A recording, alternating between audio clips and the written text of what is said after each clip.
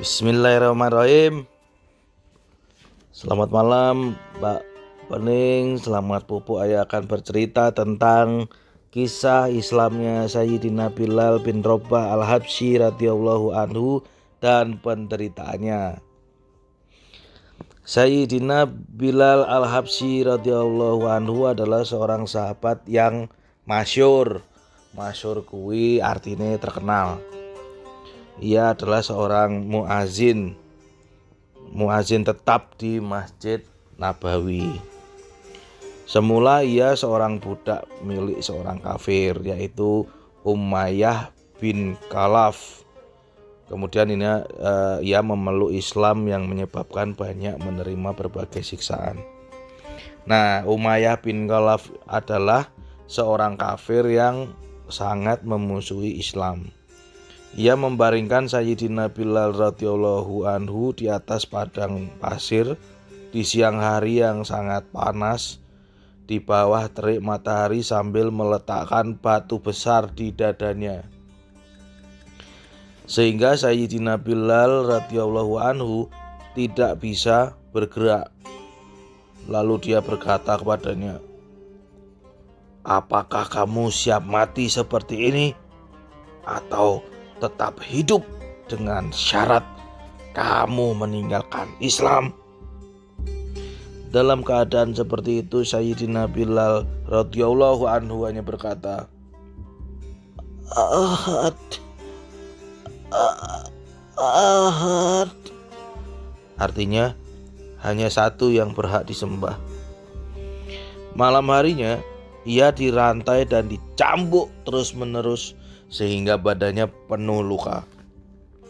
Esok harinya dengan luka itu ia dijemur kembali di padang pasir yang panasnya sehingga lukanya itu semakin parah. Tuannya berharap ia akan meninggalkan Islam atau menggelepar mati.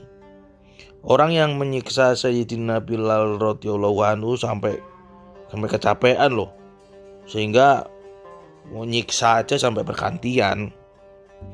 Kadang Abu Jahal, kadang Umayyah bin Khalaf, kadang-kadang orang lain juga. Setiap orang berusaha menyiksanya sekuat tenaga. Ketika Sayyidina Abu Bakar radhiyallahu anhu melihat penderitaan Sayyidina Bilal radhiyallahu anhu, dia membeli Sayyidina Bilal radhiyallahu anhu dan memerdekakannya. Jadi, wah, timbangannya disiksa, aku merdekakan aja, tak belinya aja. Gitu. Jadi faedahnya, orang-orang musyrik itu menjadikan berhala sebagai sesembahan. Sedangkan Islam mengajarkan tauhid.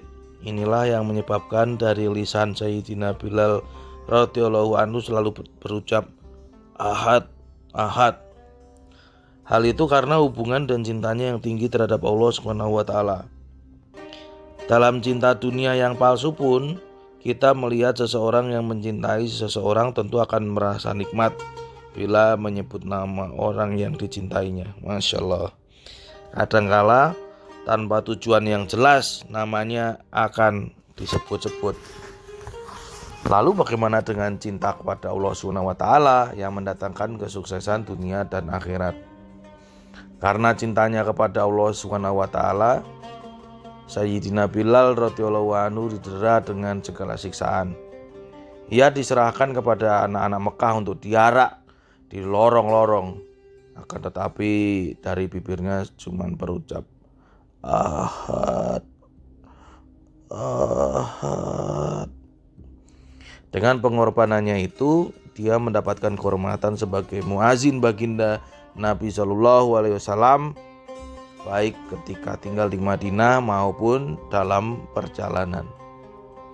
Setelah baginda Nabi Shallallahu Alaihi Wasallam wafat, dia tinggal di Madinah untuk beberapa lama. Akan tetapi karena melihat baginda Nabi Shallallahu Alaihi Wasallam sudah tidak ada di tempat, sulit nih baginya untuk terus tinggal di Madinah Thayyibah. Oleh karena itu ia berniat menghabiskan sisa hidupnya untuk berjihad di Syam.